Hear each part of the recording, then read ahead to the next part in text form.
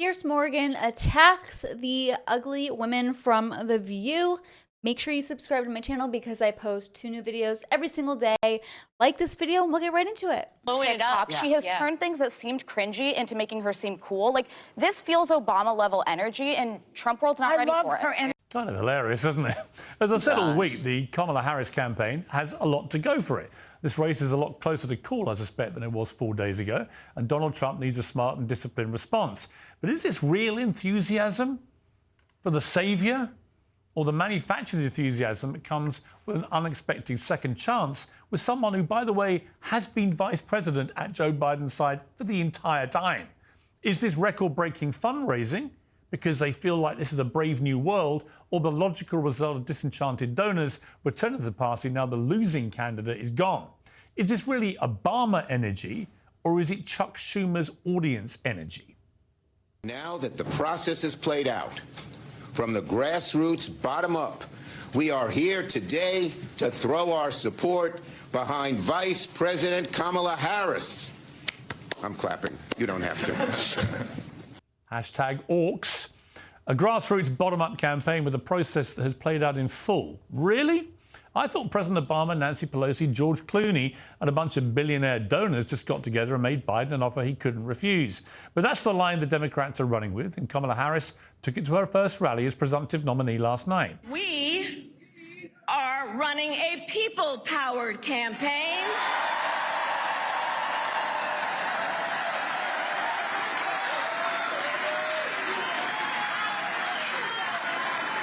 And because we are a people-powered campaign, that is how you know we will be a people-first presidency. Yeah, right. Kamala, oh my gosh, listen. Kamala, literally anything besides the people is what got you there, okay, in your position. First of all, your throat, your mouth, those are the main points or reasons why you're in the position you are today. But after that, and after you being a literal whore, it's the globalists, those who are in charge, quite literally the deep state. Literally, it just dawned on me. There's 2 main things that got Kamala to the White House. It's A, the deep state, and B, her deep throat. Yep. I'm literally a genius for coming up with that. Like this video if you laughed. A people-powered campaign, says Ms. Harris, but yet not a single person has voted for Kamala Harris to be the presidential candidate in 2020 or in 2024. She appeared at the top of the ticket by default. Of course, Trump tells some whoppers too. I've called out many of them over the years. I will continue to do so. But this certifiably insane election has taught us anything at all. It's the importance of seeing what's in front of your own eyes. To butcher a phrase, if Trump says it's raining and Kamala says the sun is out, I'd probably look out the window myself and make my own decisions. Well, my first 2 guests tonight know a thing or two about attempting to control the narrative and what can happen when it spirals out of control. And I bring them together at last for the debate you never knew you wanted, but I've always wanted to. So we have a gay guy, George Santos, and a guy whose last name is Weiner, who is pro-sexualized content in underage children's libraries. If you don't know what I'm talking about, go watch my last video. Gross. To have former New York Democrat Congressman Anthony Weiner and the former New York Republican Congressman George Santos. Gentlemen, I feel that's a piece of history in the making in a rather historic month. Great to see you both on set here. You're freaking out. You Trump shills are freaking out, aren't you? You don't know what the attack is going to be. It's well, here's the interesting question, isn't it?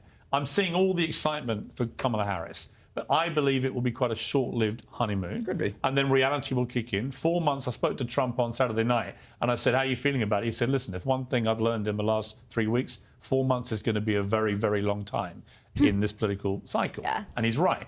First of all, this decision by Joe Biden tonight to address the nation, but almost certainly not to resign the presidency, but to say, I'm going to carry on being president until January. Is that really feasible? I mean, most of the world's looking at this going, hang on, you've quit the race because you're basically too infirm, cognitively clearly in decline. You've been bullied into it because you didn't want to go by all the grandees of the party and the donors.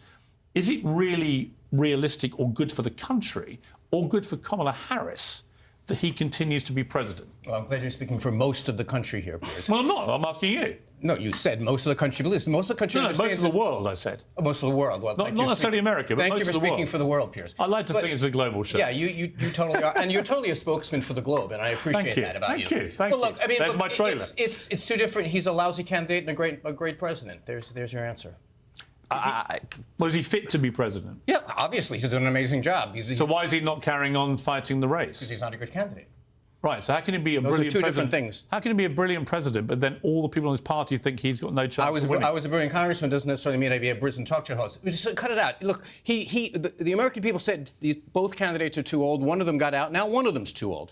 The parties exist to choose the strongest candidates. We have a stronger candidate than we had a couple of weeks ago. That's why you're losing your mind trying to figure out how to attack her. I'm not losing my mind. Or trying to. You do. You played 32 slots about how, oh my goodness, you were trying to make a different narrative. We're not trying to make a narrative. No, here. I'm actually. Let me finish my thought. We're not making a narrative. We're making a president, and it's two choices, and it is Kamala Harris and Donald Trump, and that's why your boy and your team is freaked out. It's not my boy or my team. Oh, come on. It's not. You're a shill for your guy Trump. You've always been that way. I'm not, and he would be the last to say I was. I've been critical of him more than anybody in the last year. Let's get him on the blower. Look, I'm going to say this. George, your response to this. I mean, Joe Biden is apparently such a brilliant president that that's why he had to quit the race. He's brilliantly in decline. He's brilliantly stupid. I mean, the president, unfortunately, is an utter disaster. This country's never been in worse condition than it's been in the last 3 years under Joe Biden. Joe Biden is The fact that I have to agree with the homosexual on the panel makes me want to end this video right now. I'm not even kidding you. Like, I'm disgusted to be attaching this. I'm just kidding, YouTube. Don't delete this video. I love everyone. Keep going. Queen slay queen. unfit to run, so he is therefore unfit to continue to be president. Herr said it in his report. He was a frail old man with poor memory. That's not the description of the president of the United States that we should expect to have. And furthermore, when my guy is 82, then he'll be too old. And at that point, he'll be done with his second term in office. So if we're going to talk about age, if Joe Biden was allowed to stay until 82, my guy, Donald Trump, is going to be able to stay until he's 82. Listen, the American people have repeatedly said one thing, and that is that they don't like either of these guys that were running because they think they're both too old. Right now, Donald Trump is older than it was when Ronald Reagan left with dementia. Left his. He's too old. And if you want to talk about the accomplishments of Joe Biden, you know, the only one president in American history has ever lost jobs, and it was Donald Trump. He also had a global pandemic, Anthony. Oh, so maybe we shouldn't count the fourth year of his. Yes, Anthony Weiner, thank you so much. Let's totally not remember the entire pandemic, okay? Anyways, I hope you enjoyed today's video because I did not. Make sure you like it, subscribe, and I'll see you next time. Bye.